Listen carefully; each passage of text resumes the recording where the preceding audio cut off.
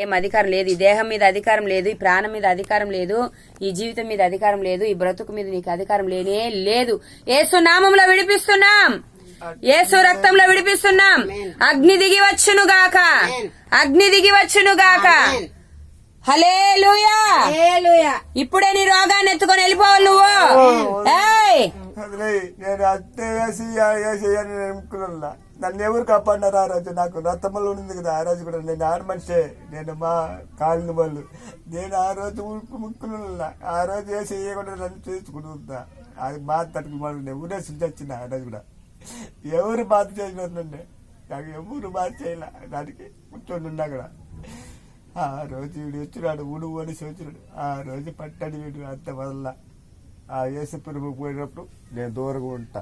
ఆయన వచ్చేటప్పుడు నాకు ఇష్టం, నేను వదలను. పోండి, వదిలేయండి. మేము వదలము, యేసు ప్రభు కూడా వదలడు. ఆయనే ప్రార్థన చేయను కదా. నేను కూడా అదే ఊడు కూడా వచ్చేది. నాకు ప్రార్థన వస్తాడు. ఊడు కూడా అయ్యి అంట ప్రార్థన అంటే నేనే చిప్పు చేసేది. అది వదిలేయండి. వాణ్ణి వదలము, నిన్ను వదలము. యేసు ప్రభు నామంలో నువ్వు దహించబడాల్సిందే. నువ్వు నీ రోగాన్ని ఎత్తుకొని వెళ్ళిపోవాల్సిందే. నువ్వు చచ్చిపోయాను ఆ కథలు మా దగ్గర కాదు, నువ్వు మాట్లాడాల్సింది. నువ్వు యేసు ప్రభు దగ్గర మాట్లాడు. ఎందుకనంటే ఆ కథలంతే ఊర్లో వాళ్ళు నమ్ముతారేమో, మేము నమ్మము. నువ్వు ఒక దురాత్మవి, నువ్వు మనిషివి కాదు, మనిషి ఆత్మ కాదు.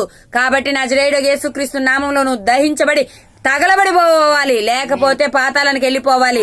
ఏం చెప్తావో చెప్పు, లేకపోతే ఆయన దహించుతాడు నిన్ను. ఇప్పుడు వెళ్ళిపోవాలి నువ్వు, ఇప్పటికిప్పుడు వెళ్ళిపోవాలి నువ్వు.